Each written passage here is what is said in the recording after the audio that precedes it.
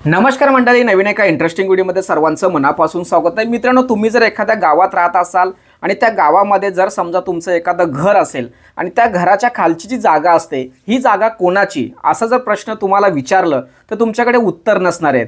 कदाचित तुम्ही हो सुद्धा म्हणाल की बाबा ही जागा आमची आहे, पण त्याच्या पुढे असा एक प्रश्न जर तुम्हाला विचारला तर हे जे घर आहे त्या घराखालची जी जागा आहे या जागेचं दप्तरी नोंद काय आहे का, किंवा तुमच्या नावावर एखादा शासकीय पुरावा किंवा एक लीगली डॉक्युमेंट्स काय आहे का, तर त्या ठिकाणी मात्र तुम्हाला उत्तर नाही असं म्हणावं लागणार आहे।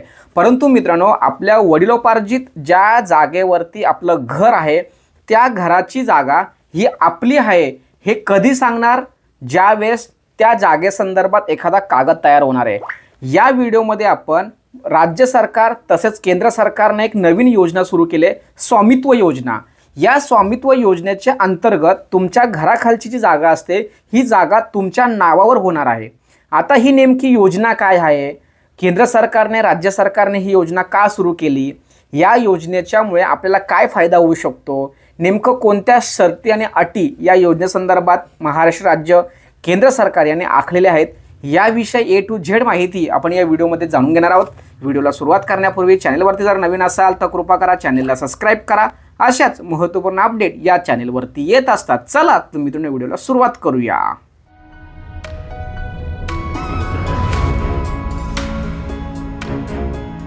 तर मित्रांनो, डिजिटल इंडिया या योजनेच्या अंतर्गत केंद्र सरकारने सर्वात मोठा निर्णय घेतलेला आहे की जे घर हे वडिलोपार्जित आहेत आणि त्या ठिकाणची जी जागा असते ही जागा त्या घर मालकाच्या नावावर व्हावी यासाठी स्वामित्व योजना सुरू केलेली आहे। या धर्तीवरती महाराष्ट्र राज्याने सुद्धा या योजनेला ॲक्सेप्ट केलं आहे। आता 27 डिसेंबर 2024 रोजी या योजनेची सुरुवात होणार आहे। आत्ता एक सर्वात महत्त्वाचा विषय म्हणजे राज्यातील 30 जे जिल्हे आहेत त्या 30 जिल्ह्यांमध्ये 30,515 गावांमध्ये ही योजना 27 तारखेपासून सुरू केली जाणार आहे। कदाचित या 27 तारखेमध्ये तुमचं गाव नसेल, पण येणाऱ्या काही दिवसामध्ये तुमच्या गावाचा सुद्धा यामध्ये समावेश असणार आहे। आता स्वामित्व योजना म्हणजे काय, तर ज्या ठिकाणी आपलं घर आहे त्या घराखालची जी जागा आहे या जागेचं मालमत्ता कार्ड, एक लीगली डॉक्युमेंट्स तुमच्या नावावर होणार आहे। म्हणजे आता तुम्ही सांगाल का बाबा ती जागा ते घर म्हणजे आमचंच आहे, घर आहे म्हणजे त्या घराखाली जागा आमचीच आहे, तर नाही।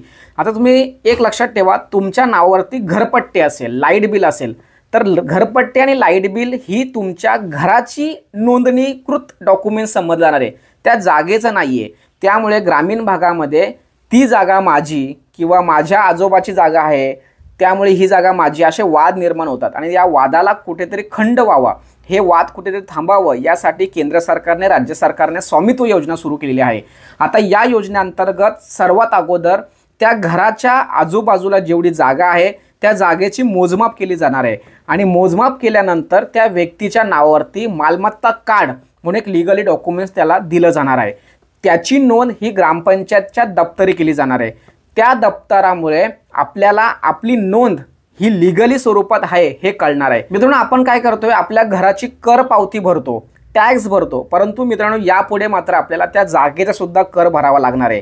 त्यामुळे कदाचित करामध्ये वाढ होणार आहे, महसूल हा ग्रामपंचायतला मिळणार आहे, महसूलमध्ये वाढ होणार आहे।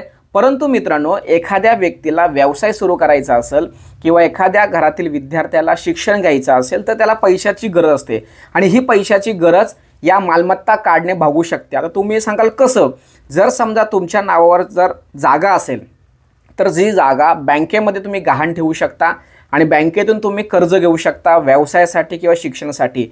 त्यामुळे मित्रांनो, राज्यातील 30 जिल्ह्यांमध्ये 30,515 गावांमध्ये ही योजना प्रत्यक्षात 27 तारखेपासून सुरू होणार आहे किंवा 27 तारखेपासून याचे उद्घाटन होणार आहे आणि या उद्घाटनासाठी राज्याचे मुख्यमंत्री, उपमुख्यमंत्री वगैरे सगळे उपस्थित असणार आहेत।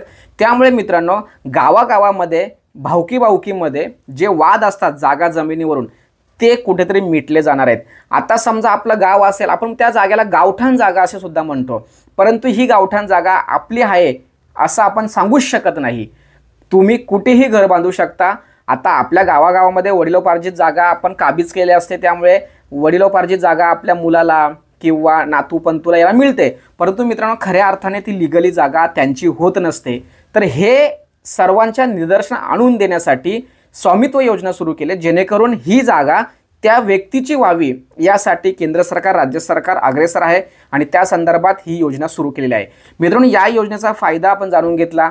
या योजनेचा जी नोंदी कशा पद्धतीने होणार आहे हे आपण बघितलं. आता या योजनेसंदर्भात नेमकी कारवाई ही तलाठी किंवा ग्रामपंचायत, ग्रामसेवक किंवा तहसील कार्यालय यांच्यामार्फत या सगळ्या गोष्टी केल्या जाणार आहेत अशी माहितीसुद्धा या ठिकाणी आलेली आहे. त्यामुळे आपल्या गावाचा सर्वे कधी होणार आहे याच्यावर लक्ष ठेवायचं आहे आणि आपल्या घराची जेव्हा मोजमापणी केली जाणार आहे त्यावेळेस व्यवस्थित मोजमापणी करून घ्यायची आहे. घरातील कर्त्या पुरुषाच्या नावावर ते मालमत्ता कळ उतरवून घ्यायचं आहे, जेणेकरून भविष्यात ती जागा ही तुमची असणार आहे. तुमची जागा तुमच्या मृत्यूनंतर तुमच्या मुलांच्या नावावर होणार आहे. त्यामुळे आत्ता पहिल्या स्टेपमध्ये आपली ही जागा मोजणी करत असताना काळजीपूर्वक करून घ्यायची आहे. त्यामुळे कोणत्याही प्रकारचं नुकसान भविष्यात होणार नाही याची सर्वांनी दक्षता घ्यायची आहे. मित्रांनो, अतिशय महत्त्वाची आणि चांगली योजना महाराष्ट्र सरकारने, केंद्र सरकारने सुरू केलेली आहे. या योजनेचा सर्वांनी फायदा घ्यावा, या योजनेचा सर्वांनी लाभ घ्यावा. परंतु मित्रांनो, ही माहिती त्या लोकांपर्यंत पोहोचली पाहिजे. यासाठी तुम्ही मला सहकार्य करायचं आहे. अतिशय उपयुक्त माहिती असल्या कारणाने त्या लोकांपर्यंत, महाराष्ट्रातील सर्व गावोगावी, खेडोपाडी, पाड्यांवरती जी लोक राहतात त्यांच्यापर्यंत ही व्हिडिओ पोहोचवण्यासाठी सहकार्य करा. तोपर्यंत धन्यवाद. जय हिंद, जय महाराष्ट्र.